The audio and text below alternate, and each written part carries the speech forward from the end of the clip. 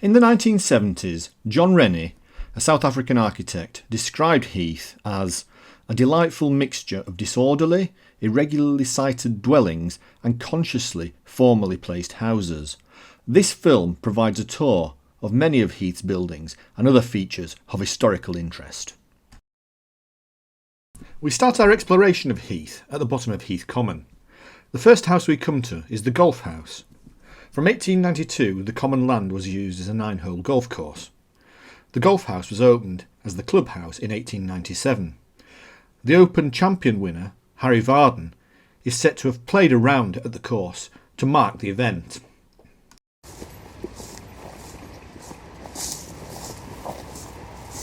The next feature of interest that we come to is the Whittling Well. This is a wellhead constructed in the style of a stone archway in the 18th century. It was a source of fresh water for livestock and now has listed building status. This is the Heath Common Pinfold. A pinfold was a common feature in English medieval villages used to impound stray animals such as livestock until they were claimed by their owners for a fee or sold to cover the costs incurred. They were managed by a pinder whose job it was to look out for stray livestock. The Heath Pinfold is built into the hillside near the car park. At one point there was a risk of it disappearing, but in 2005 it was restored by Heath Residents Association. The result of the work is what we see today. Up from the Whittling Well and the Pinfold, we reach the schoolhouse. This is a Victorian building that has since been converted into residential housing. Education was conducted here following the closure of the old schoolhouse in 1873. We'll take a look at the old schoolhouse later. We're now going to move right across Heath Common to Horse Race End. The building up ahead was the Horse and Groom pub that's now been converted to residential use. If we turn to the left and follow the roadway that goes across Heath Common, there's a line of stone cottages and then some more stone buildings. This house is called Heath Manor. It's the first of the big houses arranged around the Heath Common area that we're going to take a look at. Heath is known by some as the village of mansions on account of the larger than average concentration of large period houses of historic and cultural importance. Most of these were built by men who made their millions in the woolen industry during the early Industrial Revolution. Heath Manor is a period manor house that has now been converted into a number of apartments. There are also some historic cottages that look like former agricultural buildings to the rear of Heath Manor. The next of Heath's mansions that we come to is Beech Lawn, and this is designated as a Grade 2 listed building. Moving on, we come to the old schoolhouse. The old schoolhouse is the single-storey building on the right. It was built around 1660 and endowed by Dame Mary Bolles of Heath Old Hall. The master's house is the building on the left of this view and was added around 1751. I presume the cottages in the middle were built subsequently. We now move on to a cluster of cottages behind the King's Arms pub. Cottages around Heath seem to occur in clusters, and the clusters seem to be some distance away from each other. Then, of course, we come to the King's Arms itself. This is another Grade 2 listed building, made up of buildings dating from the 15th to the 17th centuries. At night, it has a very cosy atmosphere with open fires and flickering candles. The wood panelling in the interior was salvaged from Heath Old Hall. The series of buildings that make up the pub include a barn, a coach house and a pair of cottages. The buildings were converted into a pub around 1841. If we walk round the left-hand side of the pub and follow the narrow roadway, we come to the Dower House. This house was done up and restored by the TV presenter Penny Bustin, who seems to do such renovations as a hobby. It currently looks in excellent condition. The next of Heath's mansions that we're going to look at is probably the most spectacular. This is Heath Hall. It was built in 1707, the same year as the Acts of Union of England and Scotland. It served as a military hospital during World War I, and the army used it in World War II. In the post-war period, it suffered neglect and was in real danger. It was finally bought and in effect saved by Mr. and Mrs. Oddie in 1959. They then embarked on renovation work to the house and gardens. Work on the interior of the hall took place between 1961 and 1965. We cross the grassed area to our next point of interest. The next of Heath's mansions that we'll look at is Heath House. What you see here today is a new facade that was added to a pre-existing building. It was designed in the Palladian style by James Payne, and construction began in 1744.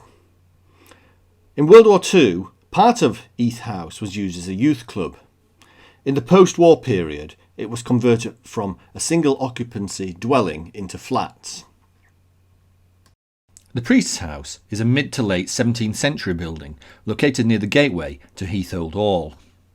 The house is associated with a group of Benedictine nuns who fled the persecution of the French Revolution and were given asylum at Heath Old Hall in 1811. The Priest's House was the home of the priest who served this community of nuns. It was also used as a guest house for visitors to their community.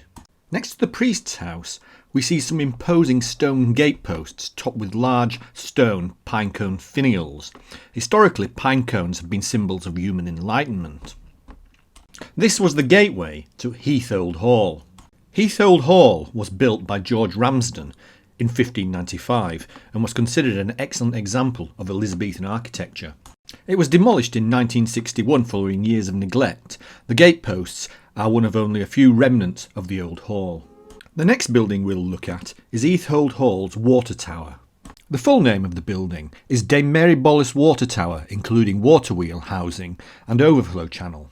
The project to build this tower was commissioned by the hall's Dame Mary Bolles to get water to the hall from a nearby well.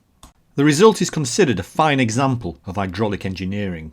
The tower is a good example of a way of getting water to the homes of the rich and famous before the advent of piped water.